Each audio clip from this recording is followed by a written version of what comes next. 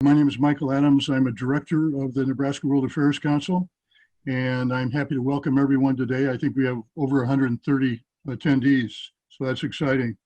I think you'll find this discussion fascinating. I'll just say a couple of words about who the Nebraska World Affairs Council is. Our roots go back to 1972, so we've been around for quite a while. We're looking forward to our 50th anniversary in about a year. We're a nonpartisan, nonprofit membership organization, and our mission is to provide educational programs and engagement opportunities together with partners to our three targeted sectors: students, young professionals, and community leaders, so that they can become competent, informed global citizens in this rather complex, interconnected world that we all live in. We also encourage citizen-to-citizen diplomacy as a way to promote peace and mutual respect so that we all may thrive.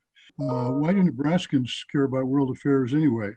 Well, annual surveys sent home with students indicate that in Nebraska, there are over 120 languages spoken in the homes of the students.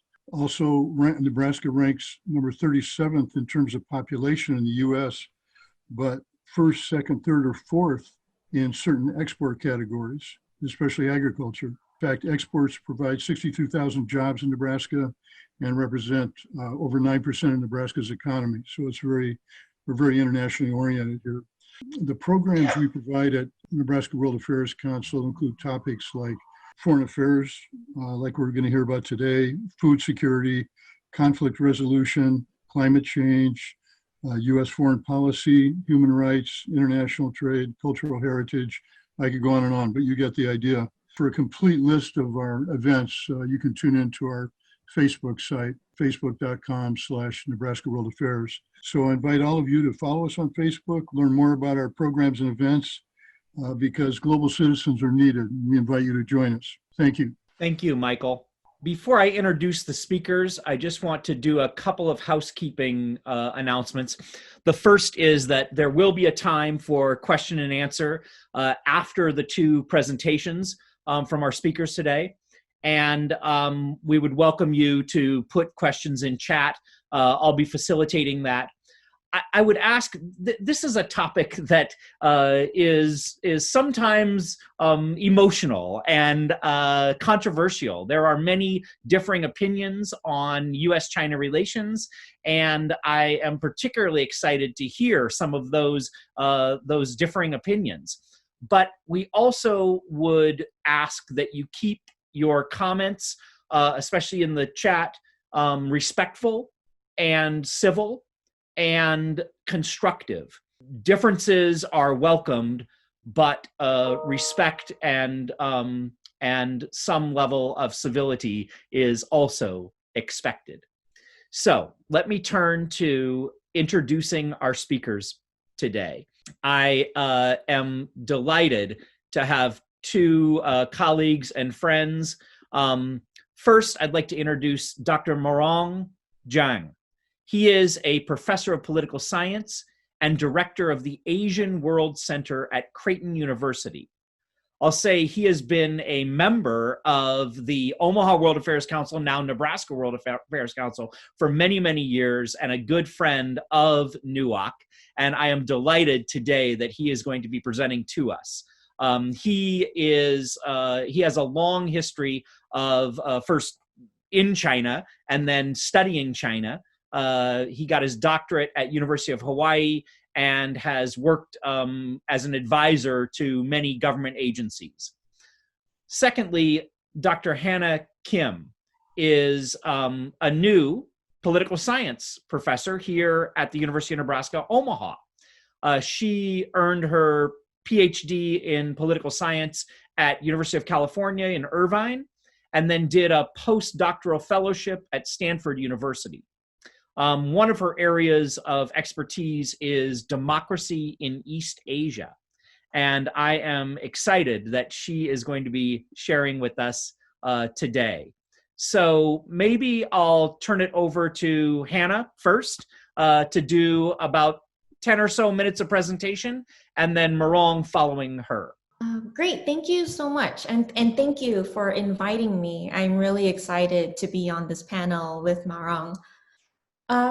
So the relationship between the United States and China has been volatile the past few decades. And this relationship has become increasingly and rapidly strained during the last several years. Within the last few months, tensions have escalated significantly. And this is concerning since this relationship could arguably be one of the most important bilateral relationships in the world. And while there used to be a policy of engagement that defined the US approach to China and vice versa, now the two increasingly view one another as rivals and national security threats. And so US-China relations is not only volatile, but it's also very complex. It's multifaceted, and there are so many variables that can change the future trajectory of the relationship. And while I am cautiously optimistic about certain aspects, for the sake of time, I'll broadly discuss just a few things that I believe can negatively and significantly influence the political, economic, and social relationships between the two countries and how it may potentially escalate tensions in the foreseeable future. So the first thing I wanted to mention is based on regime type. The United States and China have maintained very different political systems, with the US touting a Western liberal democracy and China maintaining a non-democratic system. The problem is that the two governmental structures continue towards different directions on this regime spectrum, leading to less similarities and even more stark political differences. And so previously, democracy scholars such as Larry Diamond and Andrew Nathan contended that China would eventually adopt a Western-style liberal democracy, which would then eventually lead the two countries to pursue a more peaceful relationship. But now they argue that this has changed and that China has become more resilient in its one-party system, while the US continues to maintain this liberal democratic system. So according to this democracy index called Polity4, which provides a democracy score for countries all around the world on a spectrum from -10 to a +10, China scores a -7 and the US scores a 10. And these scores show how these two countries are nearly at odds with one another when it comes to system preferences and political values. And this can be seen today in many ways. So for example, we've seen the Trump administration clashing with the Chinese Communist Party in attempts to ban China's social media apps such as TikTok and WeChat. And the administration has also warned China about its human rights violations against minority ethnic groups in Xinjiang. It's also disputed with China regarding territorial issues related to Hong Kong and now Taiwan. And so this is also further enhanced with President Xi Jinping and the National People's Congress abolishing the presidential term limits in 2018. This allows Xi to remain in office after his second term, which was supposed to end in 2023. And these term limits were enacted in more liberal times in the 1980s under the leadership of Deng Xiaoping, when US-China relations were a bit more peaceful. And but now Xi can remain in office possibly for life. And you know, the US is also arguably suffering from some type of democratic recession, as are many Western liberal democracies. But these issues consistently put the two countries at odds with one another. And as they continue in opposite directions, they're bound to increase in conflict. So another way in which US-China relations continues to grow more tense is through economic conflict, which has recently been described as the trade war. The United States and China are the first and second largest economies in the world, but the two countries have been locked in a trade battle regarding the imposition of tariffs since July 2018. After President Trump accused China of unfair trading practices, and then China accused the US of preventing its growth as a global economic power. And since then, the two countries have been negotiating, and they eventually did develop the phase 1 deal this past January, but not much has happened since then. There was supposed to be some evaluation this past August, but it didn't happen. And this might be most likely because part of the phase 1 deal is that China commits to buying $200 billion of goods and services, but it hasn't met its purchasing target. And in a way, it's nearly impossible for China to meet this commitment, especially now with the economic slowdown and the trade flow disruptions caused by coronavirus. So in line with this, the third and arguably the most prominent issue in recent times has to do with COVID.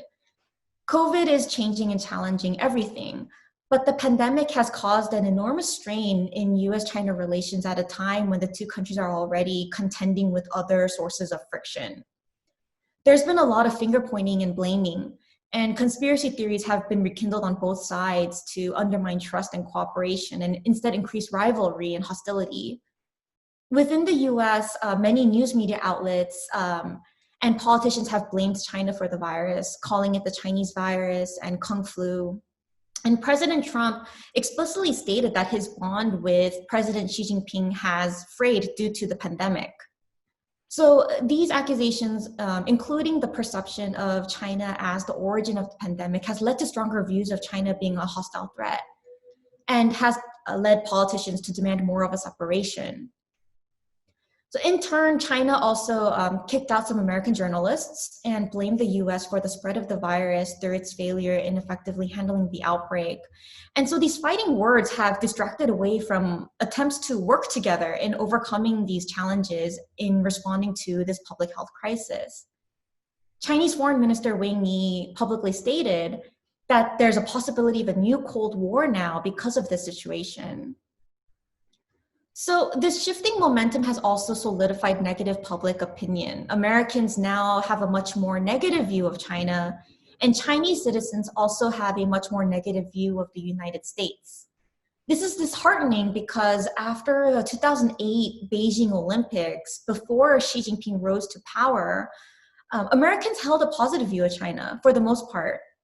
Yet now many no longer consider China as a partner or friend, in part due to the economic threats and the human rights violations, but also in part due to the pandemic. So let me show you a few graphs that kind of explicitly state this. So according to survey data from the Pew Research Center, so this is data from the Pew Research Center, and it shows that 73% of Americans now have an unfavorable view of China, which has gone up 26% since 2018. And only 22% of Americans have a favorable view of China now. There's also much more stronger bipartisan support for a tougher approach to China and more aggressive policies from the current administration. In relation to COVID, moreover, many Americans believe that, or many Americans have been critical of China's handling of the outbreak. So 64% of Americans believe that China has done a bad job dealing with the coronavirus, particularly on the Chinese government's initial handling of the outbreak in Wuhan. And 78% believe that China is to blame for the global spread of the virus. If you see here in this pie chart, 50% believe that the United States should hold China responsible for its role in the pandemic. So the data shows that the American public attitudes towards China have shifted dramatically this past year, particularly during the pandemic. And in a similar light, Chinese public opinion of the US has also become increasingly negative. The pandemic has added on to this negative perception of the United States for the Chinese public, with many viewing the US's response to the pandemic as poorly organized and weak. So what does this tell us about the future of US-China relations? The answer to this is of enormous importance, yet the future is also profoundly uncertain. It's difficult to predict or state exactly what lies ahead, especially since the upcoming US presidential elections will change the future of the bilateral relationship. But many US-China scholars in both countries now believe that what seemed to be a steadily growing relationship between the two countries now, just a decade ago, now is at its worst, in part due to differences in political systems and political values, in part due to this ongoing trade war, and also now in part due to these accusations that are being made during the pandemic. And it doesn't look like things will be changing anytime soon. In fact, US-China relations has been on this downward spiral since 2017 and has reached its lowest point now since 1989. This may partially also be exacerbated by the fact that both leaders are less willing to compromise, with Trump providing a much more confrontational approach towards China than previous American presidents, and Xi Jinping also pursuing a more aggressive foreign policy. So we're seeing much more competition and confrontation and containment rather than cooperation. And unless there are some significant changes that are made in the near future to diffuse these tensions, the relationship may also continue to deteriorate. So I've painted a relatively pessimistic future for US-China relations here, but I hope Maorong can predict a more optimistic outlook. Thank you. Shall I start now? Thanks, Anna. Yes, please do, Maorong. Yes. Well, first of all, thank you very much, Patrick, and Vicky, and Laura, and Mike, and my good friends, Betty Chen and Val, are also the board of the New World Field Council. And I was happy to give a presentation to friends. And thank you very much, Hannah, for a very insightful perspective. And based on that, I can pursue with a different, possibly, attitude. A year or so ago, I gave the talk with exactly the same topic at StruckCon. And I listened recently to the YouTube about that video. And for the preparation of this talk, I found some of the points still stand, although at that time, they did seem to be ridiculous. So please do have questions on whatever you think is ridiculous, because this is one of the field that I ventured in when I came to the US to study political science, ended up in the future studies principle, that we have a first law of the future studies that when you talk and people nod their head, just forget about that. When you talk, people keep shaking their head and say, this is disgusting. Well, that makes sense. So I hope that that will be the case to this talk. The future of US-China relation will start anew after a reset. This reset was precisely due to the following reasons, including what Hannah mentioned. One, the coming American presidential election, and no matter who will win. Second is the deepest global economic recession since the end of World War II. The third, current COVID-19 pandemic and the post-pandemic impact. It is clear to me that both US and China need to reset their relationship, and an important and vital step before we jump into a simple assumption that US-China will have to either re-engage with each other or decouple from each other. Within the next 10 minutes, I will focus on China's side for its need. This is the second reset of the US-China relationship, but the first one is important to be mentioned here. The first one was official establishment of the US-China relations in 1979, 40 years ago. During the course of the past 40 years since the first reset, it witnessed the fall of the Berlin Wall. It saw the transition of the communist dictatorship to either democratic or authoritarian rules in Central and Eastern Europe, East and South Asia and beyond. It helped to bring the demise of the USSR amid the capitalism and democracy and envy of the world. The two superpowers' confrontation of the Cold War were replaced by the US power supremacy, with which many new and old democracies feel proud as its ally. The first reset changed China inside out and upside down. The propaganda image of the United States in the Chinese mind is no longer a greedy man with his finger pointing at you, demanding your soul through the Holy Bible, demanding your wealth through business and trade, and your land with military power. The USA was no longer going to the dogs, as they say every day, and it will not be overthrown and replaced by Marxist communism in the long haul. The reset brought excitement, opportunities, friendship, and a future for both the US and China to start to work together to make the economic development as a means to introduce millions of Chinese people more awareness of human rights, dignity, public good, freedom, and new democratic values, and thousands of joint ventures, transnational cooperation, global scale collaboration benefited from the first reset of the US-China relations.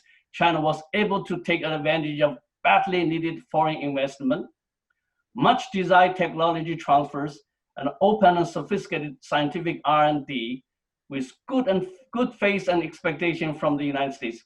China made its steps into uncharted territory, integrated itself with the free market economy, participate in global forums, and have its voice heard on emerging issues, engaging in world affairs, from opposing to the proliferation of weapons of mass destruction, tackling climate change, international financial crisis, energy security, and food security, as well as hotspot issues such as North Korea and Iran nuclear issues, the Shanghai Cooperation Organization, and the Asian Infrastructure Investment Bank, and so on. Deeply fascinated by USA brand, American soft power through its culture, education, entertainment, openness, luxury, and self-made success attract millions of Chinese men and women, old and young, elites and commoners to make home in the promised land of the world. When people tell us about the China's story since the first reset, for example, the takeover of Hong Kong from the Great Britain, the transfer of sovereignty over Macau from the Portuguese, the 2008 Olympic Games is planned for Made in China 2025. On the forefront of innovation is One Belt, One Road initiative, is 5G and cyber technology, the G2 summit meetings, the new model style of major power US-China relationship, and as the largest economy today, and become the first country to grow its economy after the first hit of the COVID-19. Which got the whole world on its knees, as we feel painfully every day.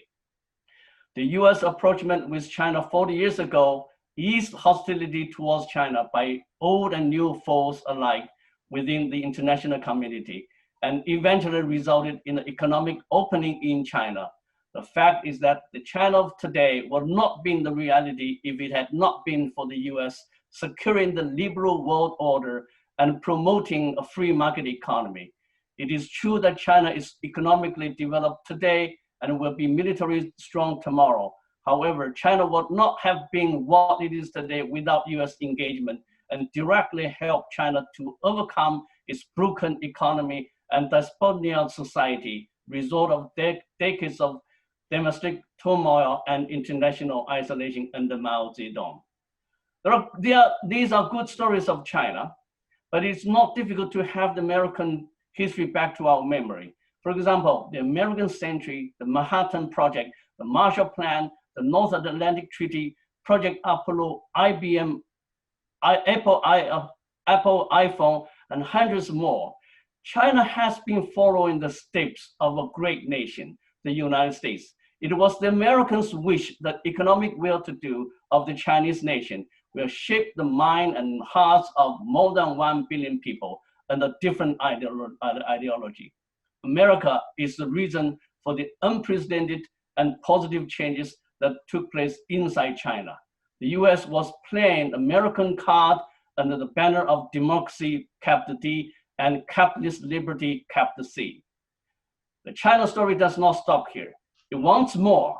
In this talk, I will not include China's troublesome domestic issues with international implications, such as the Hong Kong political crisis, Taiwan independent trend, Tibetan Xinjiang unrest, and geographical location that China in, both a blessing and a curse. With some countries, most of them are not friendly for various reasons. And the recent flood disaster in 27 provinces that China has never seen for over 100 years, on and on.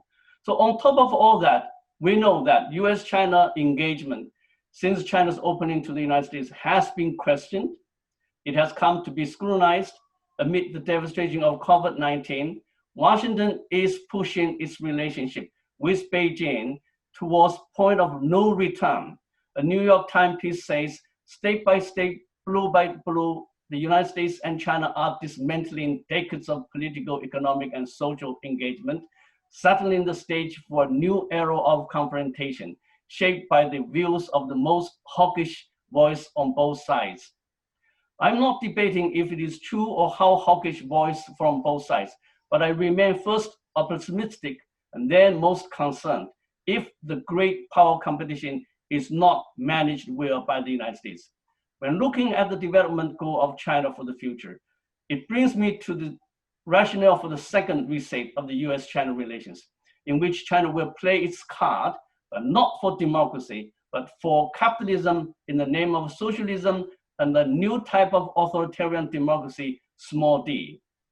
China's ambition is to enhance its hard-earned international status, much less desire to be seen not as a backward country in the century-long shadow of the Western imposed humiliation, but as a country that does not get the respect and in a relationship, in a leadership position as it thinks it deserves.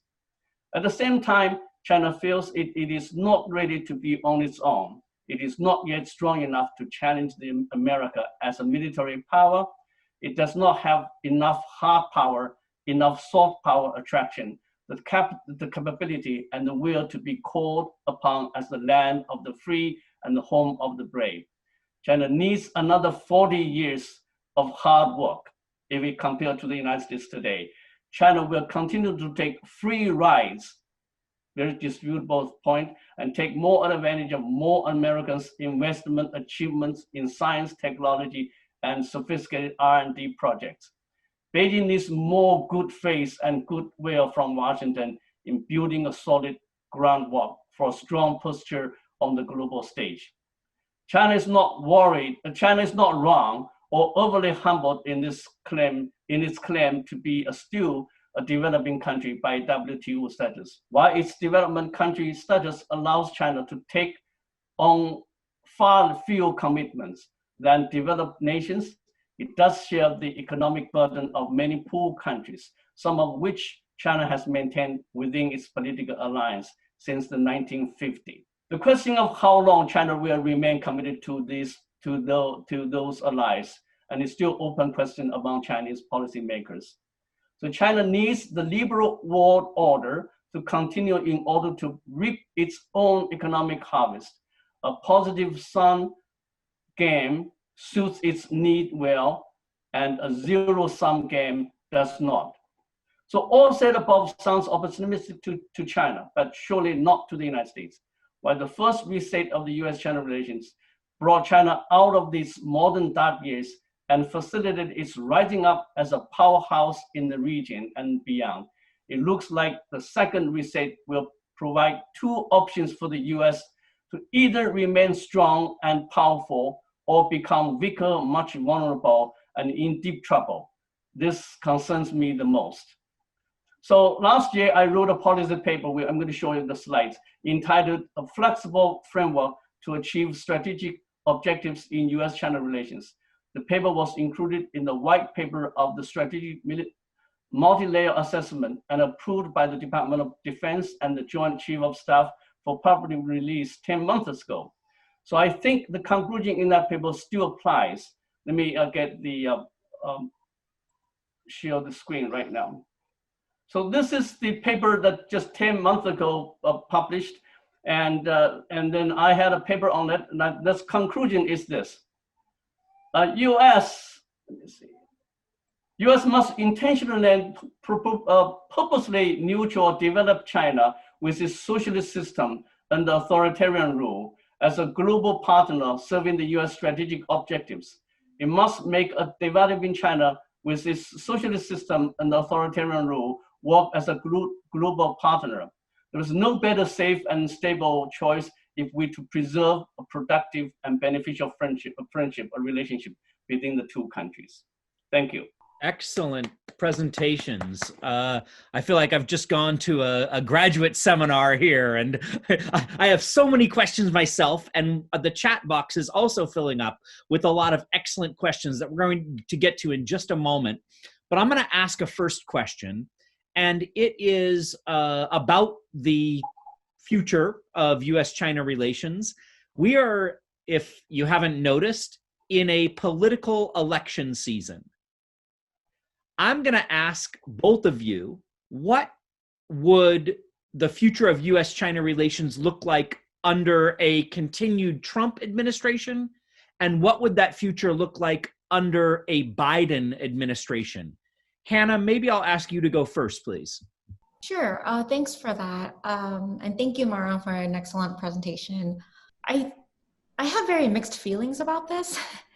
There's a lot of pressure in terms of what the future of China will look like under both administrations. But I would imagine that under a Biden administration, Biden may engage more with China in a more traditional way and engage in more of what we could describe as quieter diplomacy or quiet diplomacy, which could potentially improve US-China relations. With that said, I also believe that in some ways, US-China relations will continue to be as they are now.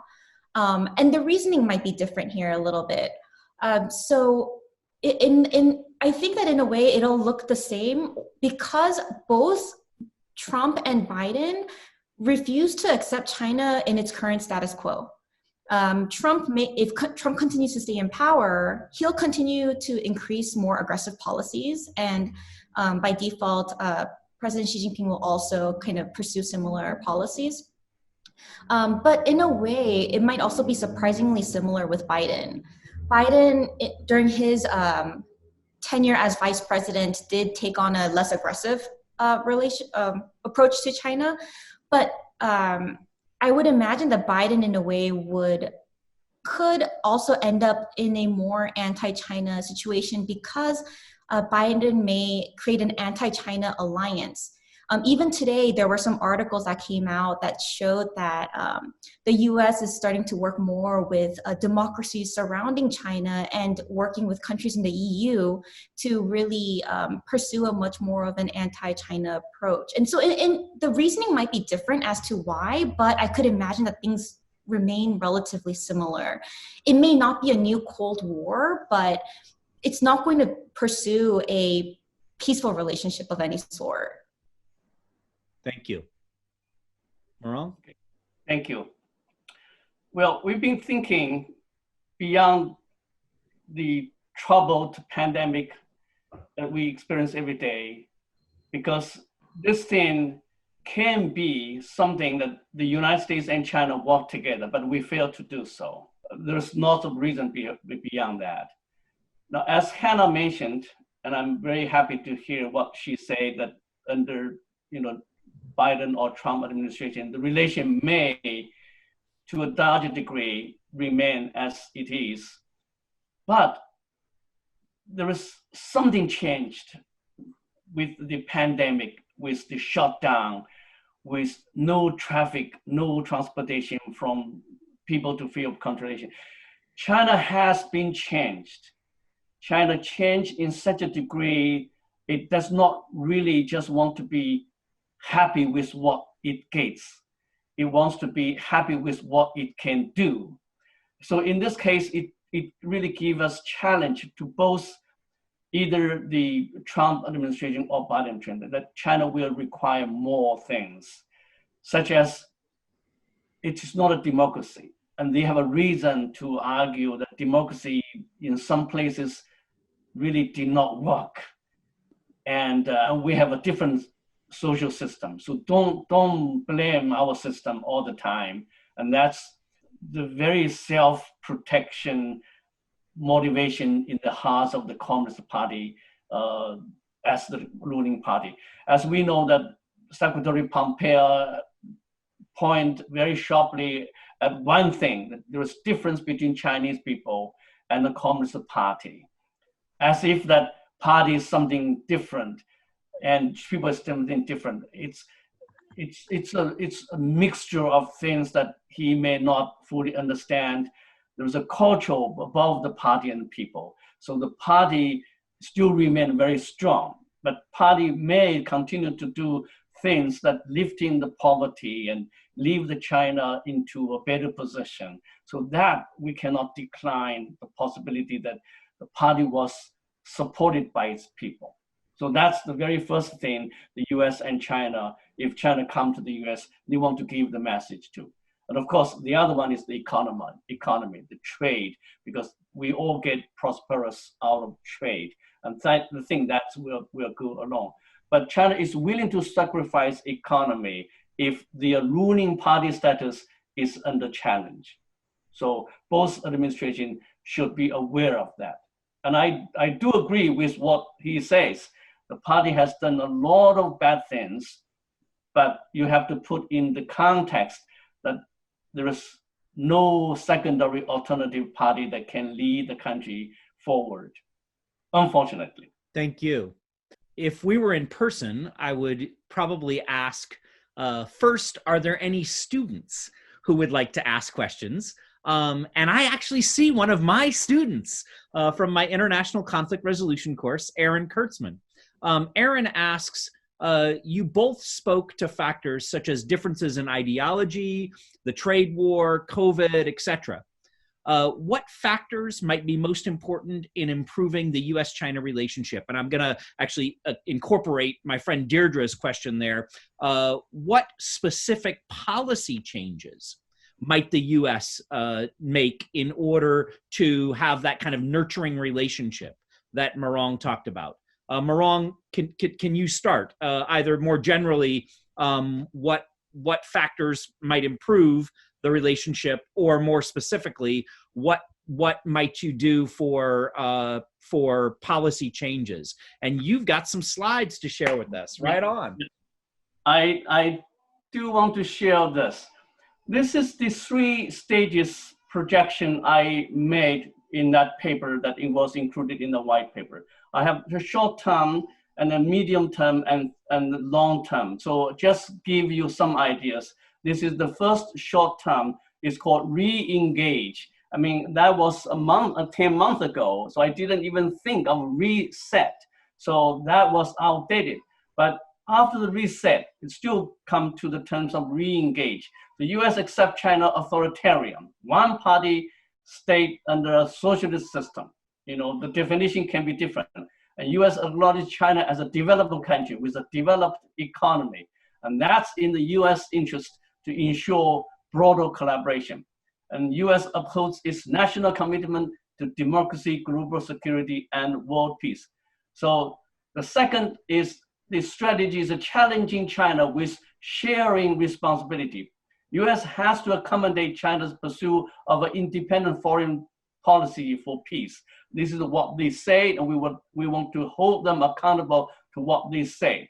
And US allows China to shoulder regional and global responsibilities as a legitimate economic power, and publicly recognize China's contribution to global progress and the public good. Avoids overestimating China's political influence and military power. And the last one is the reintegrating China to secure a rules-based global order. US works with China to facilitate new rules to strengthen the global order. And US curbs China's growing geopolitical influence and refrains from military actions with China and curtails China's anti-Russia alliance with Russia. And that's the very specific 3 long-term project. Yeah, thank you. That's great, and I appreciate how specific about some of those policies and strategies were. Very good. So let me, before going to Hannah, let me follow up with a question from my friend Peter. If the U.S. were to do what you have outlined there, what might China's response be? What do you anticipate China's reaction to those policy and strategic changes?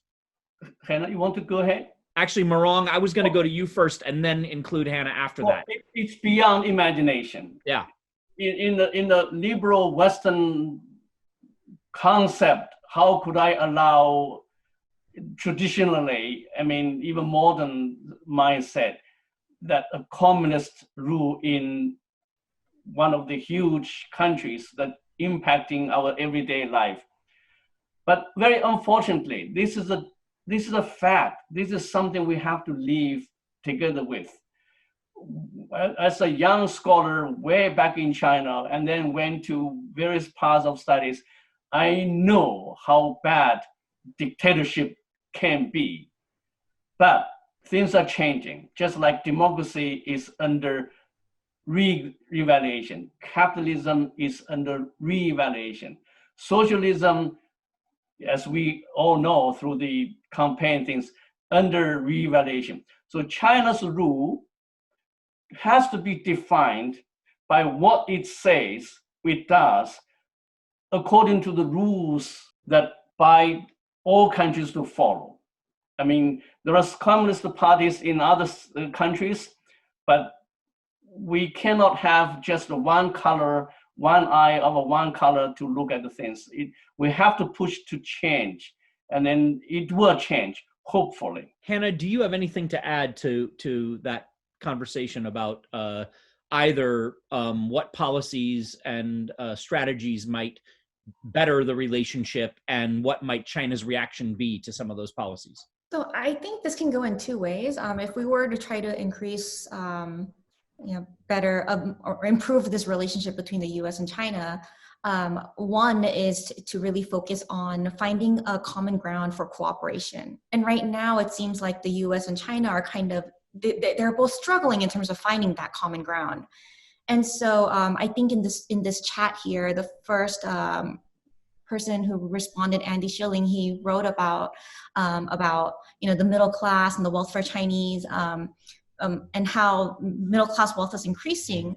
And I think this kind of statement is talking about why China isn't democratizing in the way that it was expected to. And the reason for this question, I think, is because if both countries were adopted this Western liberal democracy, then there would be this foundation for cooperation, and there'd be a much more of a developing, peaceful relationship. The problem here is that these growing middle-class citizens haven't developed or adopted these Western liberal democratic values that the US and other Western European democratic countries kind of expect to come about with modernization. And so these differences in ideology, not just in terms of the government, but in terms of the people, is also kind of separating these two countries. So in order for China and the US to create some common ground and to develop policies that can be implemented together, they need to find this common area.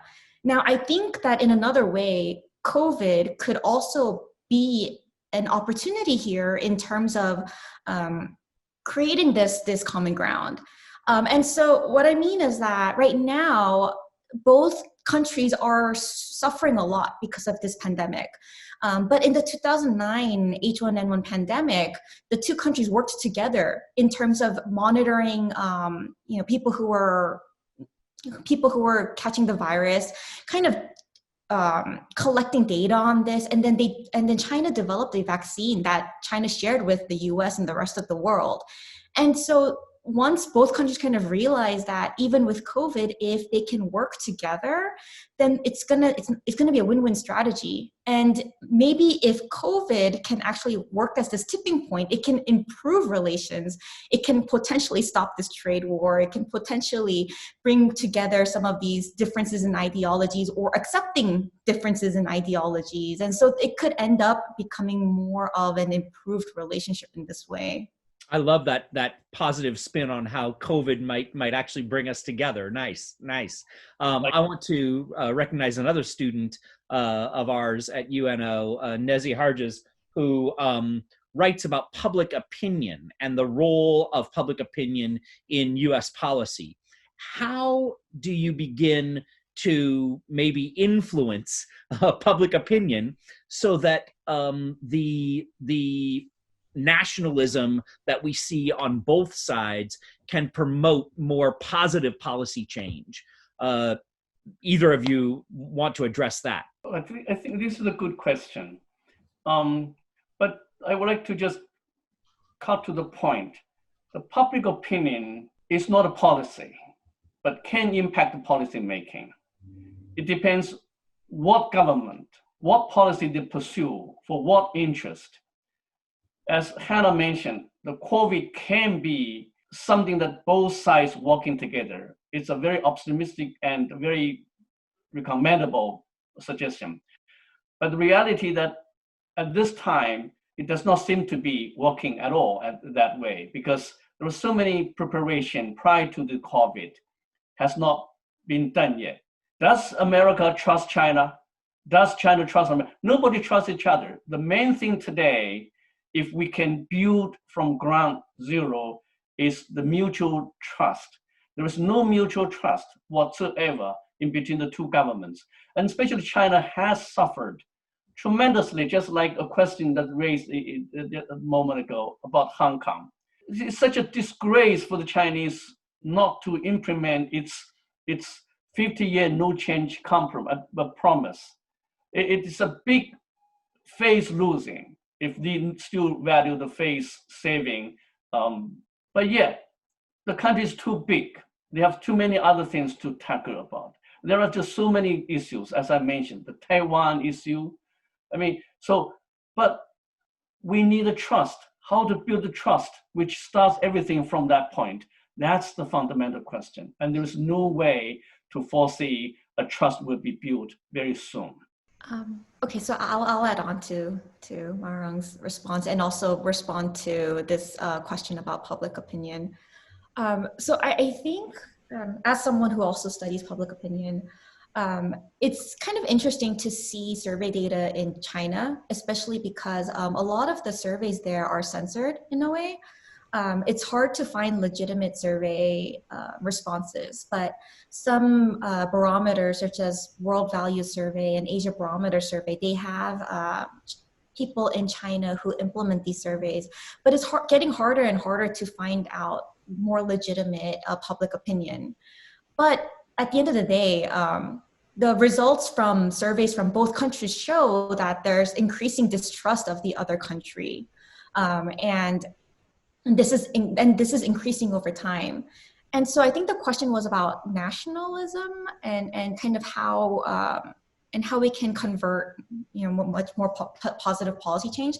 I think this is hard in the case of China because, now Xi Jinping has implemented the social credit system, which is kind of monitoring and surveying, keeping people under surveillance in terms of how they act, how they're thinking.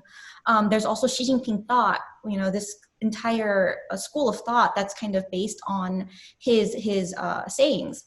And so it's getting harder and harder to kind of find a way to provide external influence in terms of developing public opinion over time.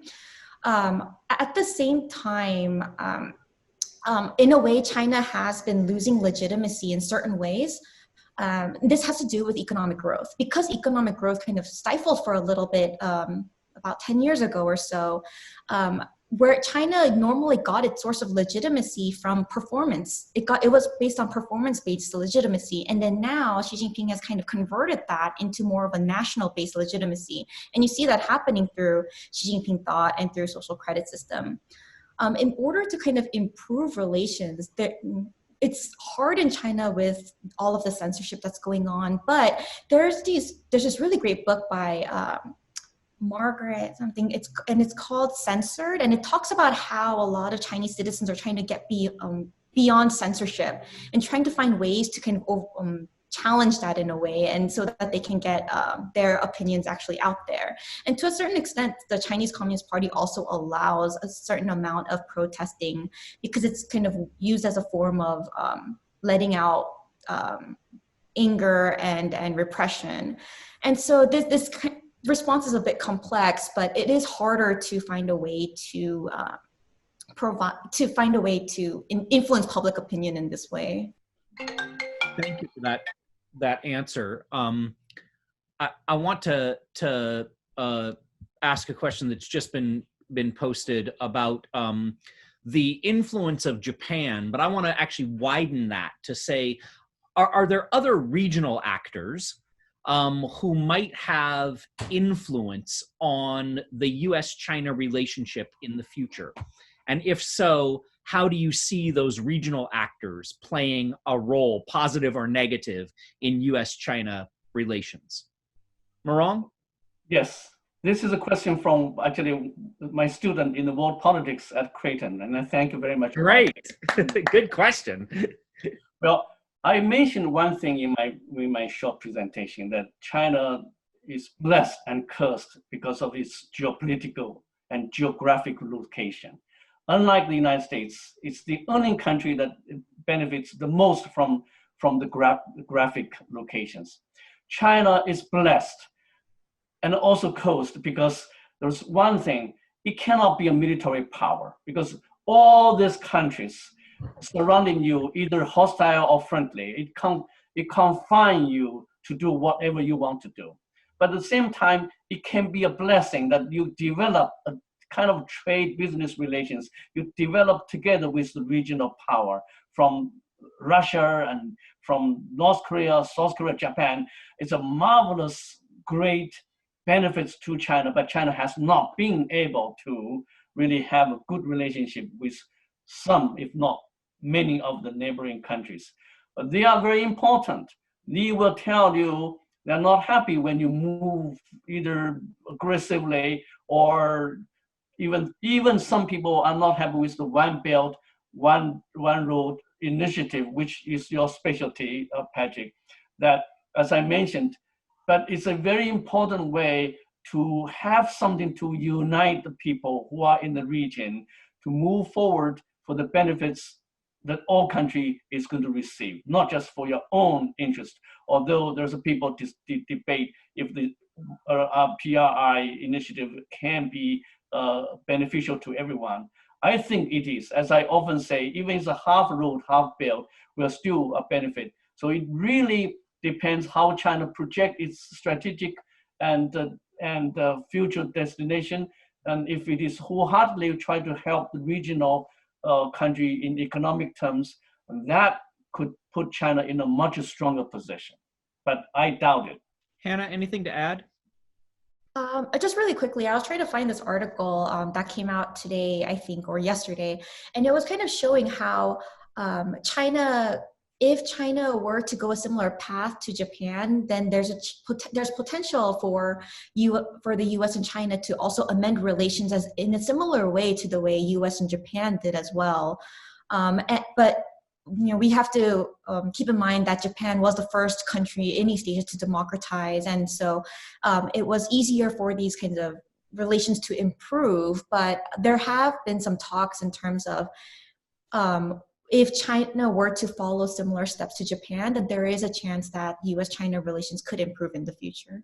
Excellent. I want to, a lot of what we focused on is the U.S.-China relations, and that's the title of this talk. But I also want to turn to kind of next steps. And this goes back to the question about Trump continued policy versus Biden policy. As we look at the human rights issues and such, do you think that some of that is going to come to the fore in either the Trump or Biden administration? Yesterday, I got my Economist, and on the front cover is the torment of the Uyghurs. So, this is literally front page news these days. What would you predict about kind of human rights as a continuing issue, or not? Not. Sorry, Okay. and I'm going to go ahead. It is a very important thing for American foreign policy. Human rights, democratic ideas are the most important things, but it have not been pushed hard. It have not entered the hearts of the Chinese people. Least to say, it's elite people. So it's a quite interesting point that many people live in a very bad situation, poor and under the poverty line, but now they are really enjoying a kind of new life through the economic development. So there is a difficult issue to reinforce the understanding what really consists to be a human right, because there is two different conceptual understanding of this term. And then sadly that we, as the United States, has not really portrayed a very positive way to the China people and to the other people, because we have quite some very disappointed things that we have not done well. I know that we cannot really make this comparison, but remember the culture in Asia, especially in China, they like to compare before they are defensive or offensive. By comparing you, they want to shut you off. I mean, that's a horrible thing. But I think it's very important, if we need to have a decent humanitarian, better world life, human right has to be addressed. And then I hope, along with China's status rising up to the point that it does not feel threatened, it does not under daily attack, it does not really feel it's all constrained by the powerful countries, they may have a way of losing it up and realize a Nobel Peace Prize shall not die in the prison. He shall be a hero of the nation. But shamefully, it has not been the case, and will not be the case for a long time. The reason I say it takes 40 years more to develop to the way American people think, although we have so many difficulties now, but there are better things for them to compare, to catch up. And then China will be, at that time, considered human right and democratic values is not only for the commoners, but for the people who are in powerful position. Thank you for that a little bit of optimistic view there. Hannah, do you want to take us out on a pessimistic view? Just kidding. No, I'm actually going to agree with Maorong on this. All right. Yeah. So I think that, in a way, I agree. Maybe in 30, 40 years from now, things may be extremely different. Right now, I think that the human rights abuses aren't getting enough attention as they should. But at the same time, I've had high school students email me asking about the Uyghurs and doing projects on this. So it shows that at least to a certain extent, there is information that is getting out there. And it's hard to say exactly how things will look, but I want to be optimistic about this too. I would hope that we live in a better future now, or than we do now. So. Right on. I appreciate that, and we'll maybe end. My friend Peter Gazinski quotes Keynes, who said, "In the long run, we're all dead." Well, it may be so, Peter, but in the meantime, I hope we can do a little bit to make this world a better place. I know you've done that in your life. Maorong, I really appreciate you and all that you have done with your scholarship, with your friendship, and by being a bridge between these two important countries. Hannah, I really appreciate you talking to us today and bringing your great expertise to this seminar. Let me go out with just one last word from Michael Adams from the Nebraska World Affairs Council Board. Michael, what do we have to look forward to in the coming month or two? Well, thank you. And thank you very much to Dr. Jiang and Dr. Kim for really fascinating and helpful discussion. To all of those of you who attended, grateful. We will be posting a video of today's event on our Nebraska World Affairs YouTube channel within the next couple of days. And also I want to mention that we have regular monthly World Affairs Zoom discussion topics. I'll mention two that are coming up in the near term, and you can go to our Facebook site to find a longer list. So on November 7th, we have a very interesting presentation entitled Rwanda, A Tale of One Man's Courage in the Face of a Genocide. This is a story about an American who stayed behind during that horrible genocide in Rwanda in the 1990s, and to smuggle food into the orphanages because orphans were being produced every minute, basically, in that horrible situation. So that's November 7th. Then in December, on December 2nd, we're going to have, I beg your pardon, the Rwanda one is December 2nd. On next month, November 7th, we have interesting Zoom discussion on the status and emerging opportunities of Africa as an international global trading partner. When you look at the statistics, for me, it was kind of under the radar screen how quickly their economies are developing. So that's on November 7th. So tune in and thank you again. And we hope to see all of you at the future one of our events. Thank you very, very much. Thank you.